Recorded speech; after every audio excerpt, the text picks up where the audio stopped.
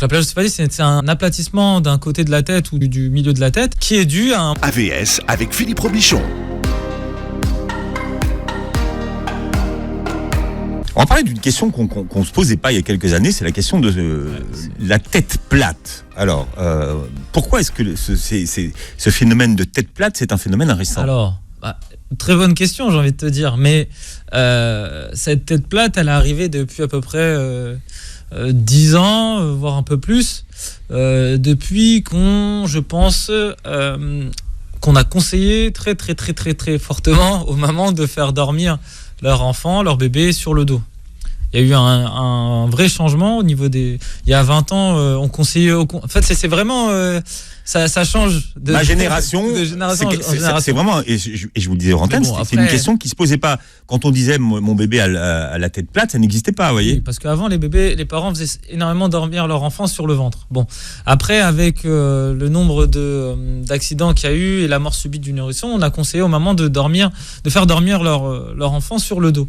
C'est vrai que depuis 10 ans, la mort subite du nourrisson, elle est en chute libre. Donc, il y a de moins en moins d'accidents de ce style.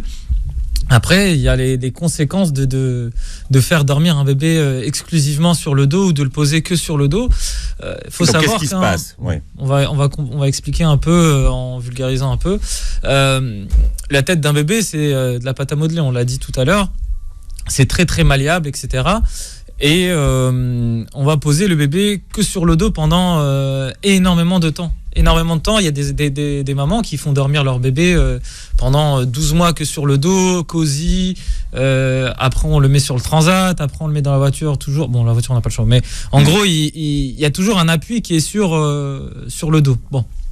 Ce qui crée, avec le temps, un phénomène de tête plate. Le problème, encore si ce n'était que ça, c'est que des fois, le bébé peut avoir ce qu'on appelle des torticolis positionnels, d'accord, du fait de l'accouchement, quand on le tire de l'utérus, ou in utero, ou bien durant les premières semaines, etc., le fait qu'il ait tout le temps les épaules relevées, etc., ça peut créer des petits torticolis. Bon, c'est pas nos torticolis à nous, on n'a pas les mêmes muscles, hein, et c'est pas censé être douloureux, d'accord ? Mais alors, qu'est-ce que c'est qu'un torticolis finalement ? Alors, c'est à peu près comme les adultes, c'est juste que le bébé, on va voir que...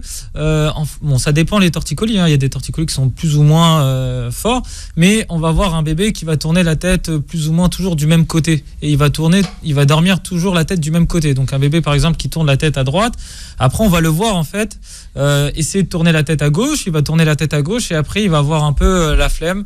Il va utiliser les yeux pour regarder. Donc, il va être comme ça, regarder un peu du côté gauche, mais il va jamais tourner, en fait, vraiment la tête. Le problème, c'est que à force de le laisser tout le temps sur le dos, il va dormir du côté qu'il préfère, et c'est son côté droit, par exemple. Et donc, du coup, au bout d'une semaine, 2 semaines, 1 mois, 2 mois, 3 mois, 6 mois, le bébé, à force de dormir toujours du même côté, ça crée un petit aplatissement, et c'est ça la plagiocéphalie. Alors, la plagiocéphalie, c'est donc... Donc, la plagiocéphalie, c'est un aplatissement d'un côté de la tête ou du milieu de la tête qui est dû à un manque de mobilité au niveau des cervicales du bébé, d'accord, ou du cou du bébé, qui l'empêche de bouger la tête bien de chaque côté. Donc, elle est là toute la magie de l'ostéo, c'est qu'on va enlever cette tension-là pour améliorer la mobilité au niveau du cou du bébé et qui le permettent de bien tourner la tête de chaque côté. Alors, est-ce que c'est douloureux pour le bébé ? La consultation ? Non, les deux, non. Déjà, que ce soit le... Non, ça part... La plagiocéphalie ou le torticolis en 2 séances, ça peut être... on peut avoir de très, très, très, très bons résultats, déjà. Et j'ai des bébés, même en une séance, des fois, on voit le bébé qui tourne carrément tout de suite la tête alors qu'il n'arrivait pas au début de séance. Ça arrive. Et ça va lui permettre de tourner la tête à droite, de tourner la tête à gauche, etc. Donc moi, c'est ce que je conseille aux mamans, c'est d'emmener leur enfant chez l'ostéo pour voir ce genre de problème, parce que des fois, elles le voient pas, ça. Quand les mamans ramènent leurs enfants, leurs nourrissons chez l'ostéo, comme à titre préventif. Mais des fois, je vois que y a des bébés qui tournent un peu moins bien la tête à droite, un peu moins bien la tête à gauche, mais ça, elle ne le voit pas. C'est pas très très grave, hein, mais c'est pour ça que c'est intéressant d'avoir un autre point de vue. Vous voyez ? Et donc ça, après, bon, ça c'est des petits conseils que je donne par rapport à la plagiocéphalie, c'est de vraiment d'essayer, par exemple, quand vous voyez le bébé dormir sur le dos, d'essayer d'un coup lui faire tourner un peu la tête à droite pour qu'il dorme du côté droit, puis ensuite lui faire tourner la tête à gauche un autre jour pour qu'il dorme du côté gauche, etc. Ainsi de suite, pour essayer d'alterner lui-même. Parce que le bébé, il aura toujours des fois un petit côté préférentiel. Même s'il est libéré, qu'il arrive à tourner la tête des deux côtés, des fois il a un petit côté préférentiel, comme tout le monde. Des fois, il y en a qui préfèrent dormir à droite, à gauche, sur le côté. Ouais. Donc lui, mais vu que nous on n'a pas le même crâne que lui et que lui il est plus malléable, du coup il va falloir essayer de tourner la tête de chaque côté quand il dort. Bon, le deuxième conseil que j'ai à donner, c'est très très important, et ça il y a énormément de mamans qui le font de moins souvent, c'est de laisser leur bébé 3, 4, 5 fois 5 minutes par jour sur le ventre. Alors, pour la fameuse polémique de laisser les enfants ou pas sur le ventre. J'ai pas dit dormir pour l'instant. D'accord. J'ai pas dit dormir, mais au moins juste de le laisser vivre sa vie sur le ventre un moment. Parce que des fois il y a beaucoup de bébés qui pleurent, etc. parce qu'ils aiment pas trop sur le ventre, mais il faut essayer de le laisser, de lui permettre de lever la tête, d'accord, parce que ça va lui permettre d'étirer un peu au niveau de sa loge antérieure du cou, d'accord, et ça va aider aussi par rapport au torticolis. Donc c'est très important, et même aussi de lui muscler un peu, de commencer à travailler sa courbure cervicale. Donc il va falloir le mettre assez souvent sur le ventre, à titre de quelques minutes, si c'est fait plusieurs fois par jour. D'accord, et après 1 mois, 2 mois, 3 mois, de le mettre sur un tapis d'éveil et de le laisser un peu sur le ventre, faire sa vie, etc. Bien sûr, donc ça, toujours c'est important. Sous surveillance. Toujours sur surveillance, ça va de soi. Et donc voilà, après le troisième conseil que j'ai à donner, c'est souvent il y a des parents qui font du cododo, ça veut dire qu'ils mettent un lit qui est très à côté, qui est collé au lit des parents. Mais le problème, c'est que le bébé, par exemple, il va être d'un côté, donc il va toujours tourner la tête du côté des parents. D'accord ? Donc en fait, ça peut être problématique dans le sens où ça va créer un côté préférentiel. Donc ce que je conseille, c'est si la personne elle a un cododo avec son bébé, c'est de le mettre allongé d'un côté, puis de le retourner pour qu'il tourne la tête de l'autre côté. Je ne sais pas si vous m'avez compris. Si, mais voilà. J'ai compris, mais finalement, on n'a pas alors je sais pas si c'est feng shui ou pas, mais on n'a pas un côté préférentiel pour dormir par rapport justement aux pieds, à la position des pieds et de la tête. Parce que là, vous conseillez finalement d'inverser la tête et les pieds. Voilà. Mais en fait, parce qu'en fait, le bébé il va être plus attiré par les parents qui dorment, en fait. Il va vouloir toujours les regarder. Donc, si vous le mettez d'un côté, il va regarder toujours du côté gauche pour regarder sa mère, etc. Mais il va pas vouloir regarder du côté droit où il y a le mur. Donc, vous lui faites changer, vous mettez du côté, sa tête au niveau des pieds et des pieds au niveau de la tête. Et comme ça, il va vouloir tourner la tête de son autre côté pour regarder ses parents. C'est un autre petit conseil à donner, quoi. Pour les parents. On s'est rendu compte que finalement, en Afrique, il y avait moins ce problème. Parce que les enfants étaient portés en fait toute la journée. Le portage, c'est une chose qui a de très très important, et ce que je conseille énormément pour les parents. D'ailleurs, même aussi chez les personnes d'origine africaine qui portent énormément leurs enfants, on a trouvé qu'ils avaient beaucoup moins de coliques. Allez savoir pourquoi, je sais pas. On en parlera tout à l'heure. On va en parler tout à l'heure. Mais c'est vrai que le portage, c'est très très très intéressant et c'est très très bien. Au lieu de laisser, je sais que les parents, des fois les mamans, elles ont beaucoup de choses à faire, etc. Faites les choses à la maison, portez votre enfant en même temps, au lieu de le laisser sur le transat ou de laisser portez-le, etc. Et on sait pourquoi qu'est-ce qui se passe finalement ?